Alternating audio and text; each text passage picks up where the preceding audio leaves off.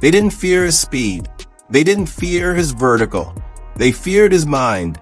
Larry Bird would tell defenders exactly where he was about to shoot from, then hit the shot anyway. Michael Jordan once said playing Larry Bird felt like being beaten before the game even started. Magic Johnson called him the most dangerous trash talker in NBA history. And grown men, Hall of Famers, legends, admitted they were mentally broken by a slow, trash-talking forward from Indiana. This isn't hype. This is why NBA legends were genuinely scared of Larry Bird. I first came back from Italy. I walked on the court. We were playing the Celtics. And he tells me, yeah, big fella, you're in a little trouble tonight. Well, I was coming from Italy. I had a pretty good season. So I'm like, who does he think he's talking to? I'm the big dog.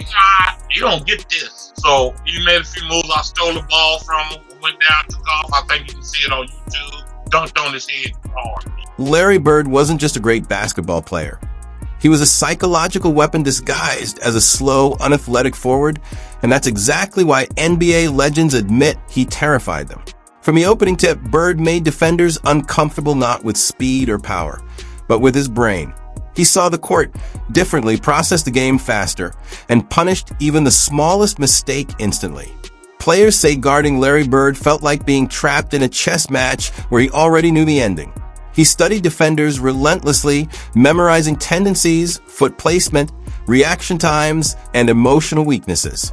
By the second quarter, he knew exactly how to break you.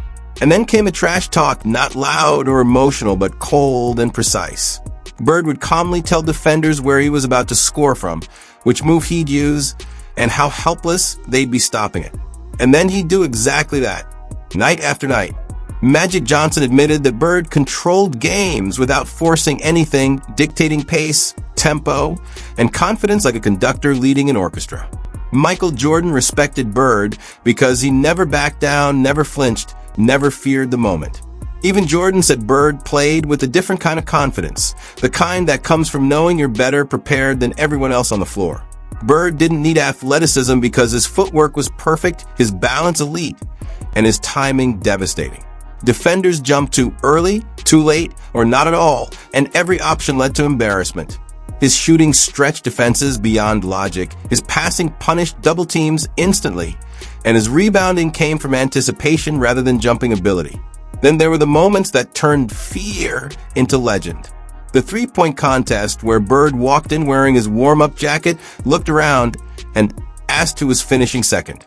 He didn't take the jacket off. He didn't warm up. He just won. That wasn't arrogance. That was dominance. Players watching realized this man wasn't competing. He was performing an execution. Even when injuries destroyed his body, Bird remained terrifying. Opponents knew he was hurting, but that somehow made it worse, because now he was beating them with pain, intelligence, and pure will. He played through back injuries that would sideline most careers, yet still dropped daggers in clutch moments. Larry Bird turned pressure into fuel. The bigger the moment, the calmer he became. He slowed the game down while everyone else sped up. Coaches feared him because he dismantled game plans in real time. Teammates trusted him because he elevated everyone around him. Opponents feared him because there was no solution. You couldn't outwork him. You couldn't intimidate him. You couldn't rattle him. And you couldn't outthink him. That's why decades later, NBA legends still speak about Larry Bird differently. Not just with respect, but with honesty. They admit he scared them. Because Larry Bird proved basketball isn't about jumping highest or running fastest. It's about control. And once Bird had control of a game, it was already over.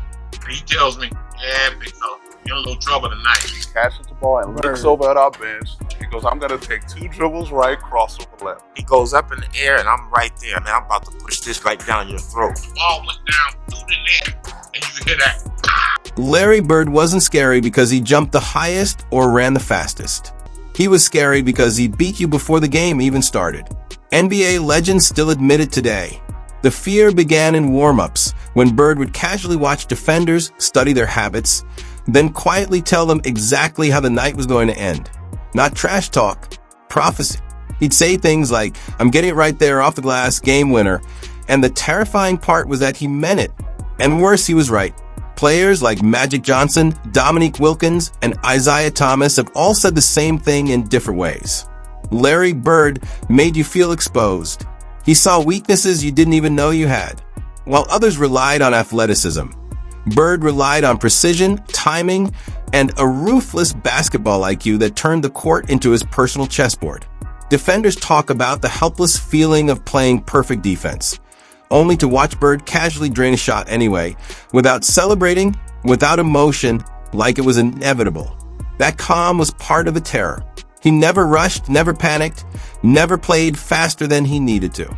And that forced opponents to play at his pace, not theirs. Coaches feared him just as much as players did, because game plans didn't work. Double teams failed. Physical defense failed. Trash talk backfired. Bird thrived on disrespect. The more hostile the arena, the sharper he became. In the 1980s, when the NBA was brutally physical, Bird still dominated without needing speed or vertical explosion. He beat younger, stronger, faster defenders by thinking 2 moves ahead. Teammates say he remembered every mistake an opponent made and punished it later. If you leaned once, he'd lean on you all night. If you hesitated once, he'd exploit it for 4 quarters.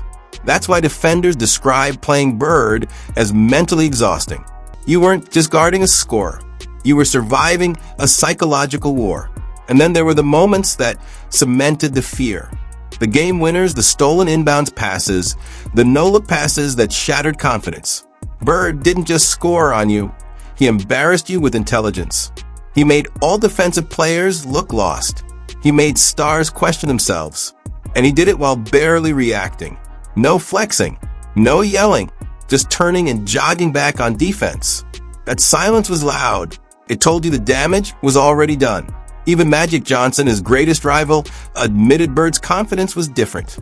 Not loud confidence, absolute confidence. The kind that made everyone else doubt themselves. And that's why Larry Bird still scares people today. Not because of what he did physically, but because of what he did mentally. He proved that basketball isn't just about talent. It's about control. Control of pace. Control of space. Control of belief. Larry Bird didn't just play the game. He owned it. And that's something no defender, no matter how great, ever truly figured out how to stop.